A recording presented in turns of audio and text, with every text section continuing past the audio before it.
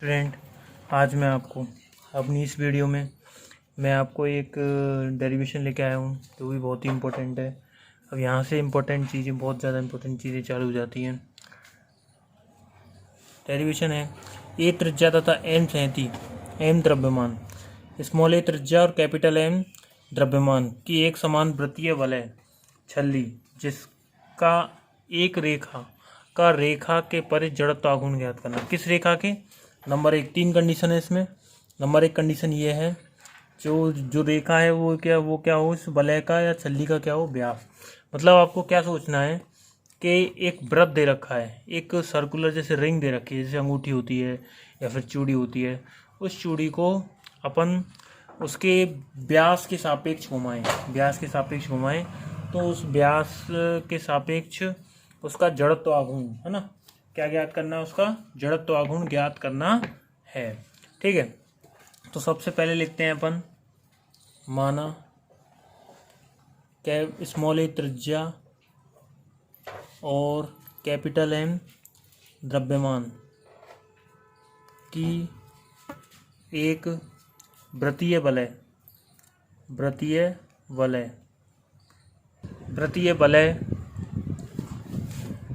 है ना। यानी एक सर्कल है, जैसे ये मैंने सर्कल बना दिया।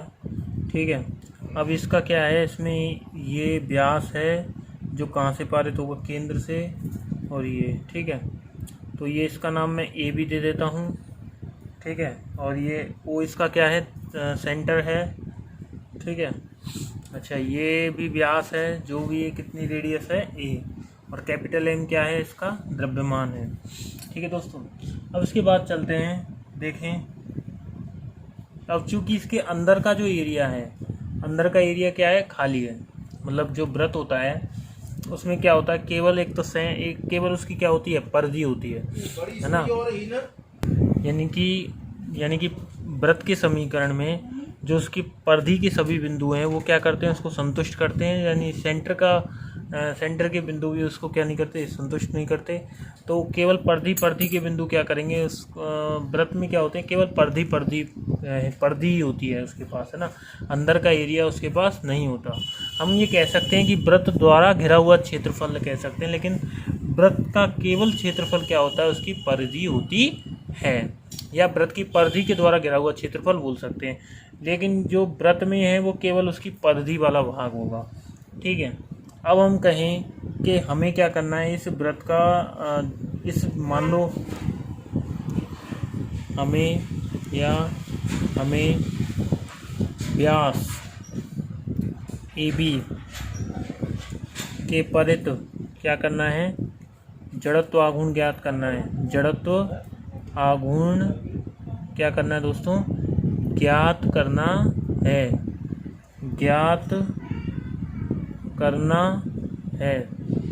ठीक है, तो मैं क्या करूँगा, देखते हैं। माना एक अल्पांश वृत्त की किस पर, वृत्त की किस पर, परिधि पर क्या ले लेते हैं, PQ लेते हैं। ठीक है ना, यानी कि PQ ले ली, ऐसे हमने एक अल्पांश ले लिया। ठीक है, ये P है और ये Q है। P वाला कोण कितना मान लेता हूँ, थीटा, और ये एंगल कितना मान लेता हूँ, डेल्टा थीटा। ठीक है, अच्छा तो इसको मैं यहाँ बना लेता हूँ। ये P है और ये Q है, ये कितना है, डेल्टा थीटा है। अब मुझे ये लंबाई चाहिए, ये वाली बताओ क्या होगी, ये वाली हो जाएगी अपनी, और देखें, देखो ये कितनी हो जाएगी, ये और ये कितनी है, A, ये वाली है A। तो मैं कहूँगा कोण बराबर क्या होता है, चाप बटे त्रिज्या। कोण बराबर कितना होता है, चाप बटे त्रिज्या। तो चाप कितना हो जाएगा, कोण इंटू त्रिज्या। और दोस्तों ये क्या है, यह है चाप।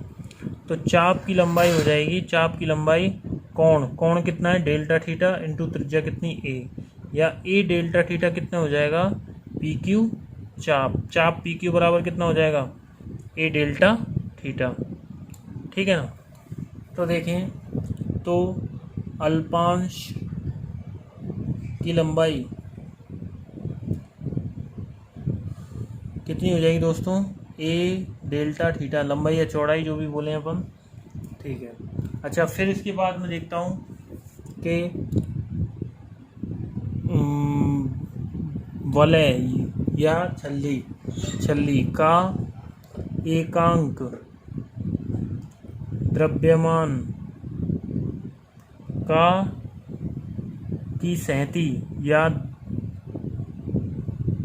एकांक क्षेत्रफल की सैंती है ना, ठीक है, एकांक लंबाई की सैंती, एकांक लंबाई की का द्रव्यमान, लंबाई का द्रव्यमान बोल सकते हैं अपन इसको। तो ये होगा m अपॉन टोटल द्रव्यमान बटे, और वृत्त में क्या होता है, केवल उसकी परिधि होती है, बताया था। तो अंदर का क्षेत्रफल नहीं होता, तो परिधि यानी द्रव्यमान बटे जो चीज़ होगी उसके पास क्या होगी, द्रव्यमान बटे परिधि, है ना। परिधि यदि किसी का क्षेत्रफल हो तो क्षेत्रफल, आयतन हो तो आयतन, है ना, परिधि, और त्रिज्या कितनी है 2 पाई ए, ये हो गया।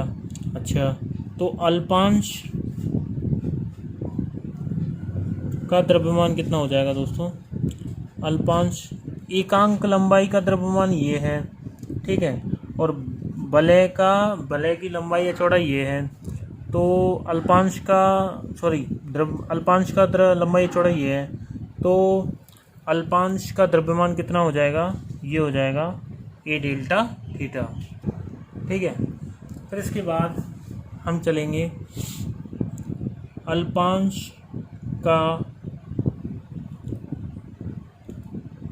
रेखा ए बी क्या है, रेखा उसकी व्यास के परितः जड़त्व क्या निकालना है, आघूर्ण। पहले अपन किसका निकालेंगे, अल्पांश का निकालेंगे, जो रेखा वो पूछ रहा है उसके परितः, फिर अपन निकालेंगे संपूर्ण का, है ना, इंटीग्रेशन करके।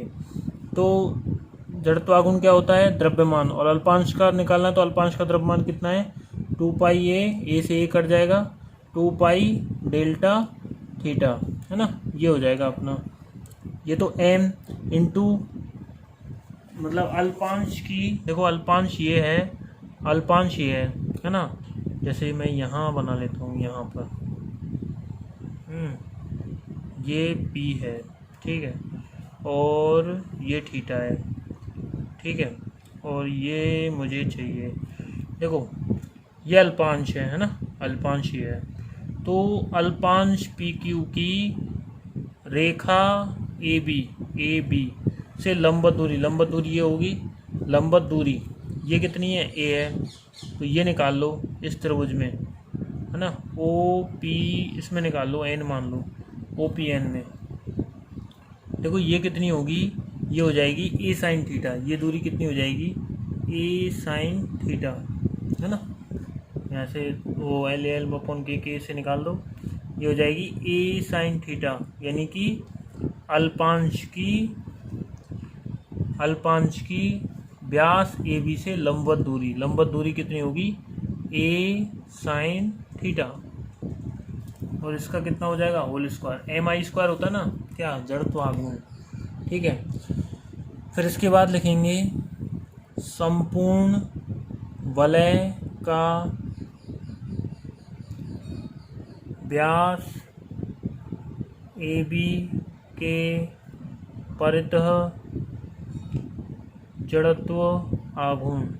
अब क्या कर देंगे, इसका इंटीग्रेशन कर देंगे दोस्तों, m upon 2 pi sine square theta A square और डी थीटा।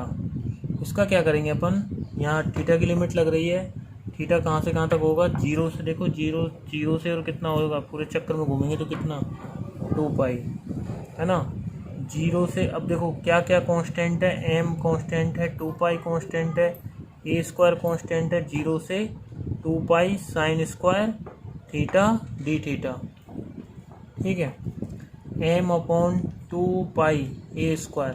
अब देखें कि ये क्या है, इस भाग में जो अपन क्या निकालेंगे, आघूर्ण, इस भाग में आघूर्ण, इस भाग में, चारों जो चतुर्थांशों में आघूर्ण होगा वो क्या होगा, समान होगा।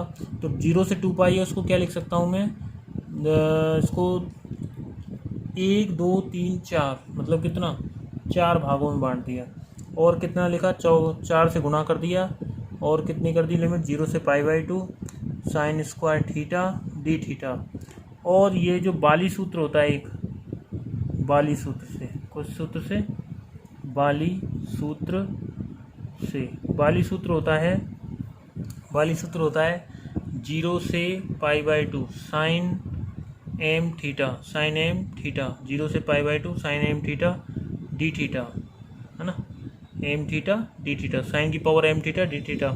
वो होता है m-1, m-3, m-5, है ना, 1 लगा लो इधर, m-2, m-2, m-2, है ना, m-4, 2 तक जाएगा, 4 2, ठीक है। अच्छा, यह आ जाएगा। यदि यहाँ पर क्या होगा, यदि m क्या होगा, सम होगा, तो लगेगा π/2, m विषम होगा तो लगेगा कितना, कुछ नहीं लगेगा, तो लगेगा 1 से गुणा हो जाएगा, ठीक है। चूँकि अब देखिए यहाँ पे क्या है, ये होगा 2m/π a², यह आ जाएगा कितना, m देखिए कितना, 1/2, और चूँकि ये सम है m यानी 2 कितना है, सम है, तो कितना हो जाएगा π/2 π/4, ठीक है। यह आ जाएगा अपना कितना दोस्तों, m² m, ये तो ऊपर था यार ना, a² यहाँ पे था, m² m²/2, ठीक है। ये अपना यहाँ पर आ जाएगा, ये आ गया इतना अपना